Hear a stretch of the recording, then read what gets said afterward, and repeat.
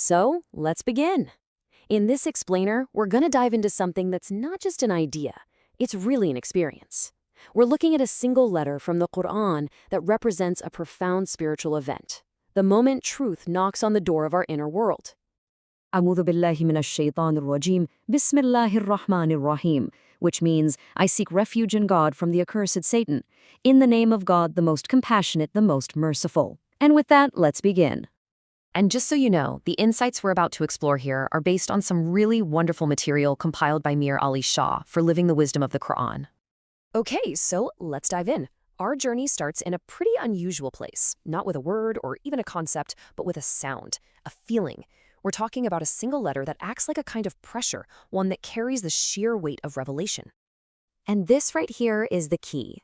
You see, spiritual awakening, that moment when truth arrives, it's not always this soft, comforting thing. A lot of the time, it comes with a certain heaviness, a real pressure to change. And that is the essence of the letter Sād. It's the letter that opens the 38th chapter of the Qur'an. And here's the thing, it's not meant to just be read, it's meant to be felt. Think of it like a spiritual compression, a kind of divine squeeze that asks our hardened sense of self, our ego, to make some room for something much more real.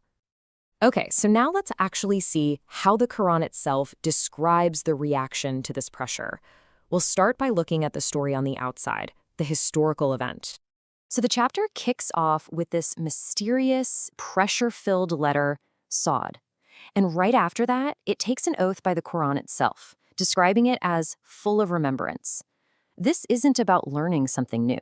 It's about remembering a truth we already know deep, deep down, but have just forgotten. But what happens when that remembrance shows up?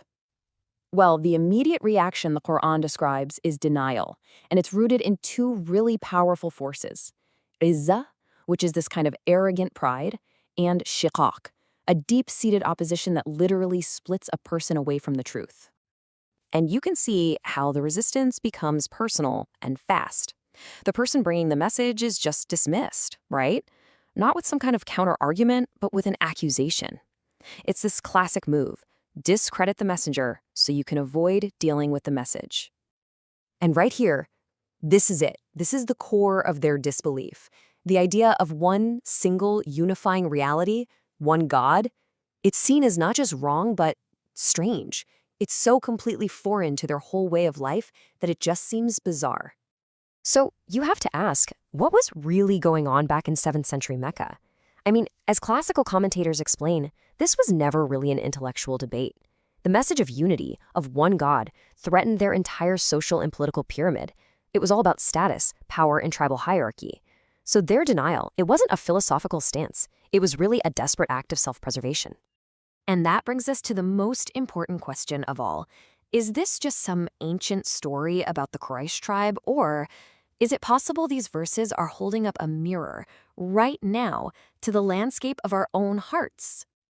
All right, let's shift our focus. Let's move from the outer to the inner dimension and see how this ancient story is a perfect map for the psychology of the human ego.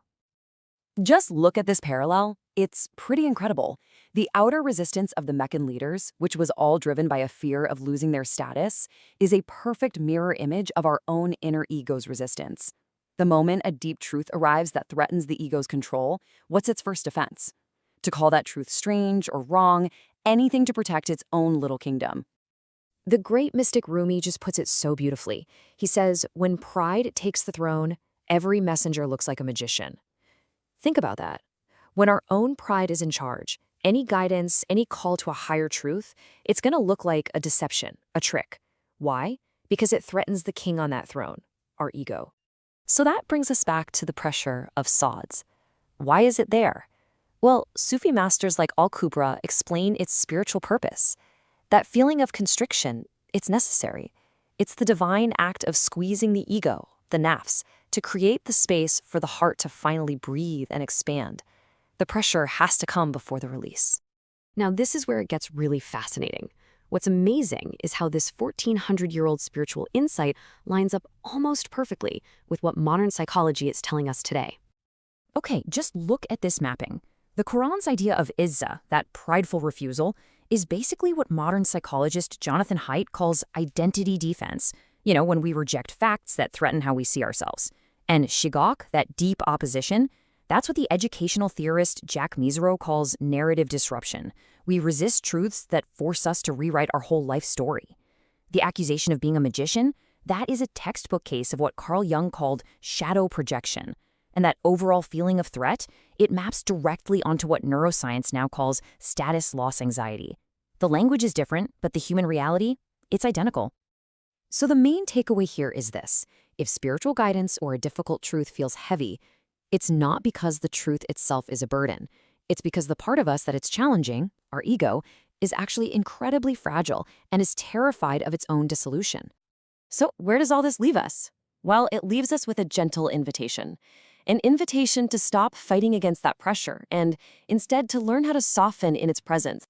Here's a simple reflection we can all take away from this. First, just start to notice your own resistance. When you feel yourself pushing back against the truth, don't see it as a flaw. See it as a marker, showing you the exact boundary of your ego. Second, whenever you catch yourself thinking, wow, that's strange, just recognize it for what it is, a little moment of inner fear. And finally, instead of bracing against that spiritual pressure, just see if you can allow it to do its work, to gently create a tiny crack in that armor of pride, so that remembrance, that light, can finally seep in. And maybe we can end our reflection with this quiet prayer, this kind of intimate conversation with the divine, a plea to be transformed by the very pressure that we once were so afraid of. So I'll leave you with this question to carry with you. Right now, in your own life, what truth is knocking on your door? What truth is arriving with just a little bit of weight, asking your ego ever so gently to soften?